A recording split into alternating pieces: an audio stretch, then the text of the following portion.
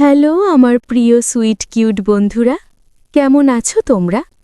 নিশ্চয়ই আমার গল্পগুলো শুনে শুনে খুব সুখ নিচ্ছ আর আনন্দেই আছো। তোমাদের আনন্দ দিতেই তো আমি নিয়মিত তোমাদের জন্য নতুন নতুন ভিডিও নিয়ে হাজির হই। আর গেমের পাশাপাশি থাকছে তোমাদের প্রিয় গল্প। তো তোমরা যারা এখনও আমার চ্যানেলটি সাবস্ক্রাইব করনি, তারা প্লিজ প্লিজ আমার চ্যানেলটি সাবস্ক্রাইব করে দাও।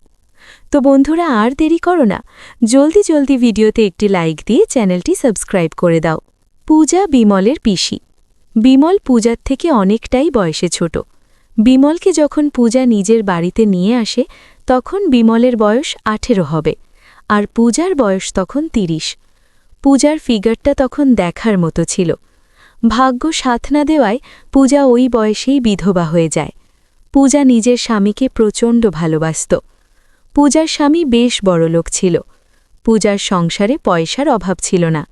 সেই সময় অনেকেই পূজার পুনরায় বিবাহের জন্য রাজি করানোর চেষ্টা করে, কিন্তু পূজা কিছুতেই রাজি হয় না। পূজার বাপের বাড়ির অবস্থা তেমন সচ্ছল ছিল না। পূজার দাদার এক ছেলে ও এক মেয়ে ছিল। পূজার দাদার সংসারে অনটন লেগে থাকত। দাদাকে আর্থিক অনটন থেকে মুক্তি দিতে ও তার নিজের পরিস্থিতি সামাল দিতে পূজা দাদাকে বলল যে সে তার ভাই বিমলকে তার সাথে বাড়িতে স্থায়ীভাবে রেখে দিতে চায়। তাতে করে পূজার নিজের সমস্যার কিছুটা সমাধান হবে, আর পূজা আর্থিকভাবে যে সাহায্য করবে তাতে ওর দাদার সংসারেও সচ্ছলতা আসবে। পূজার প্রস্তাবে ওর বৌদি তেমন রাজি না হলেও ওর দাদা ওর বৌদিকে মানিয়ে নেয় আর বিমলকে পূজার সাথে পাঠিয়ে দেয়। বাড়িতে নিয়ে পূজা বিমলকে নিজের কাছে পড়াতে শুরু করে, যাতে বড় হয়ে ওর বিষয় সম্পত্তি রক্ষা করতে পারে। পূজা প্রতিদিন নিয়ম করে বিমলকে দিয়ে তার কোমর মালিশ করায়। বিমলও হাসি মুখে পিসির সেবা করতে থাকে। পূজাও বিমলকে পেয়ে বেশ খুশি। পূজার বাড়িতে অনেকগুলো কাজের মেয়ে আছে। তাদের দিয়ে পূজা তেল মালিশ করিয়ে নিলেও বিমলকে দিয়ে তেল মালিশ করানোর সময় এক অন্যরকম পরিতৃপ্তি পায়।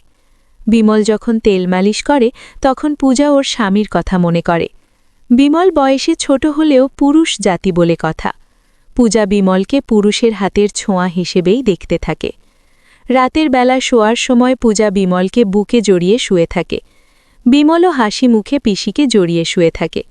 মাঝে মাঝে পূজার কামনা দেখা দিলে পূজা বিমলের হাতটা নিয়ে তার ওই দুটোর উপরে রাখে। বিমলও সরল মনে পিসির ওইখানে হাত বুলিয়ে নেয়।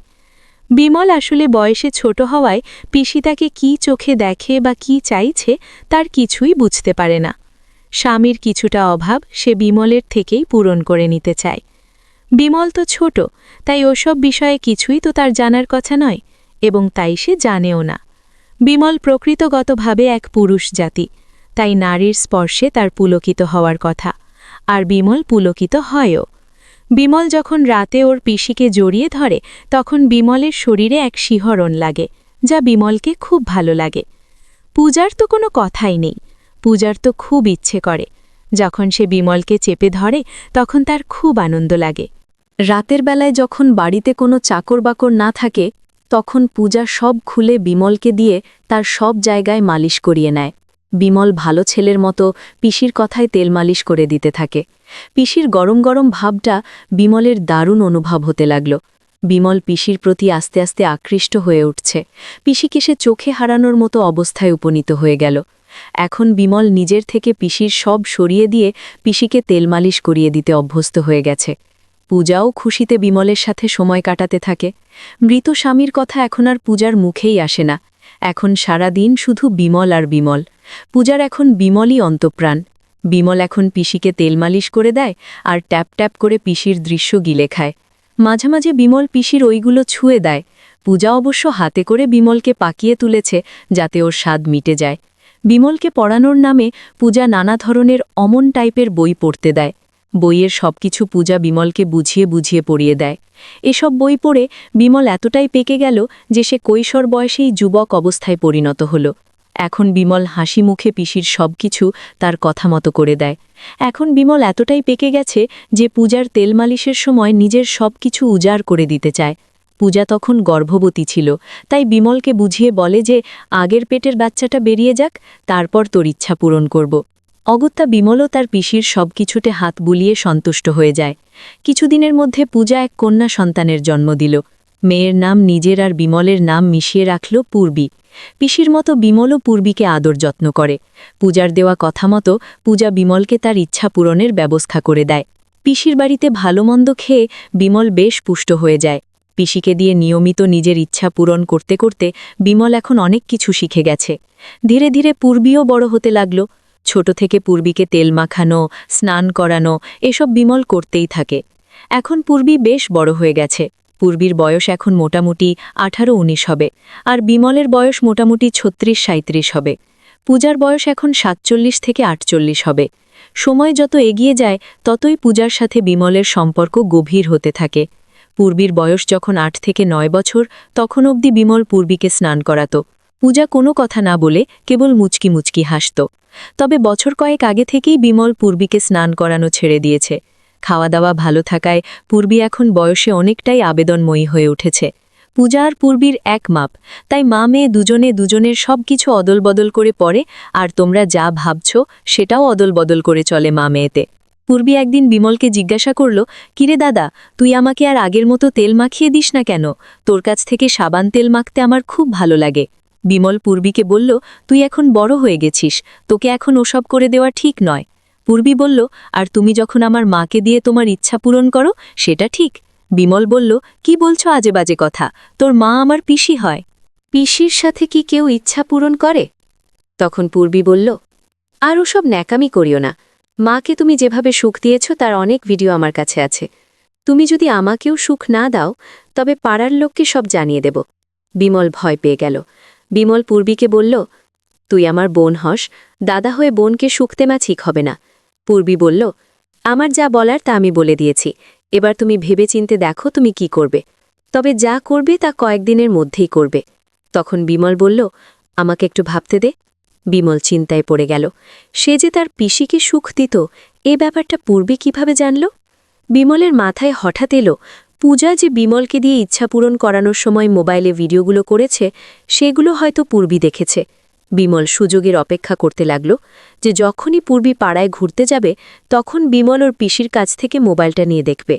হাতে সুযোগ এসে যেতেই বিমল পূজাকে বলল, পিসি, তোমার মোবাইলটা দাও তো। পূজা বলল, কি কাজ? বিমল বলল, দাও তো আগে।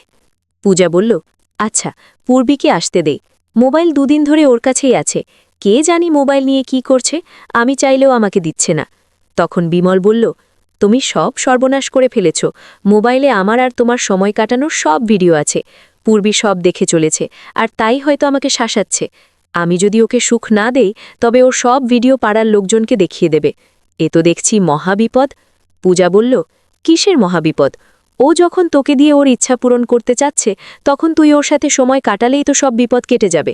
তোকে এসব নিয়ে চিন্তাভাবনা করতে হবে না, আমি পূর্বীকে সময় দেবার সব ব্যবস্থা করে রেখে দিয়েছি। বিমল বলল, পিসি, তোমাকেও সময় দিয়েছি, তোমার মেয়েকেও সময় দিতে হবে? তার মানে মাকেও দিয়েছি আবার মেয়েকেও দিতে হবে? না পিসি, আমি এসব পারব না। পূজা বলল, পারবি পারবি, সব পারবি, তোকে সব পারতেই হবে। তোকে ছাড়া আমি কিছুতেই বাঁচতে পারব না রে বিমল। আর তোর বিচার বুদ্ধি দেখে মনে হচ্ছে তুই একটা মস্ত গাধা। পরে লোকজন দিয়ে সবাই সুখ নেয়, নিজের আত্মীয় স্বজনকে দিয়ে সুখ নেবার যা মজা তা তোকে দিয়ে আমাকে পূরণ না করলে বুঝতেই পারলাম না। আর ছোট হয়ে যদি তুই নিজের থেকে বয়সে বড় পিসিকে সময় দিতে পারিস তবে নিজের থেকে ছোট বোনকে সময় দিলে কি আর মহাভারত অশুদ্ধ হয়ে যাবে? পূর্বীর হাতে তোর আর আমার সময় কাটানোর ব্যাপারগুলো ভালো মতো দেখতে পারে সেজন্যই তো আমি ভিডিওগুলো বানিয়েছি। আমার প্রথম পরিকল্পনা সার্থক হয়ে গেছে, এবার দ্বিতীয় পরিকল্পনা সার্থক করার সময়। হ্যাঁ, তোকে একটা জিনিস শিখিয়ে দেই, তুই যখন তোর বোনকে সময় দিবি তখন ভুলেও ওইটা ব্যবহার করবি না। জানিস তো, ওইটা দিয়ে সুখের আসল মজা পাওয়া যায় না। চল, আজকে আমাকে সময় দিবি, কাল থেকে পাক্কা 2 মাস আমার মেয়ের সাথে মানে তোর বোনকে সময় দিবি। আমি বরং 2 মাস আমার দুঃসম্পর্কের মেশর বাড়ি থেকে বেরিয়ে আসি। মাসি মারা যাওয়ার পর মেশর বাড়ি আর যাওয়া হয়নি। ভদ্রলোকের কোনো সন্তানাদি নেই, একাই থাকে। বয়স 50-55 হবে। যা, কয়েকটা দিন ওনার সেবা করে আসি, আর তুই এদিকে তোর বোনের সেবা কর। তবে হ্যাঁ, ওখান থেকে এসে যেন সুখবরটা শুনি। বিমল বলল, সুখবর আবার কিসের? পূজা বলল, ও, তুই বুঝবি না, সুখবরটা যখন হবে তখন বুঝতে পারবি। এসব কথা বলে পূজা রান্নাঘরে চলে গেল। এদিকে পূর্বী দৌড়াতে দৌড়াতে বাড়িতে আসতেই বিমল পূর্বীকে জিজ্ঞেস করল, কি হয়েছে, এত দৌড়ে এলি কেন?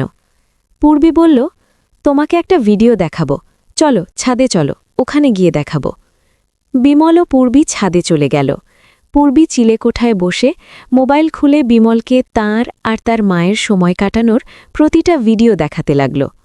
পূর্বী বিমলকে বলল, এই ভিডিওগুলো মনোযোগ সহকারে দেখে নাও, কারণ তুমি মাকে যেভাবে সময় দিয়েছ আমাকেও ঠিক সেভাবে সময় দিতে হবে।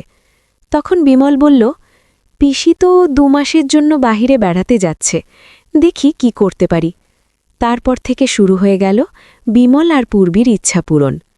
তো বন্ধুরা, আজকের গল্পটি তোমাদের কেমন লাগলো ফেসবুকে মেসেজ করে আমাকে জানিয়ে দিও। আর আমার চ্যানেলের অন্যান্য গল্পগুলো শুনে এসো।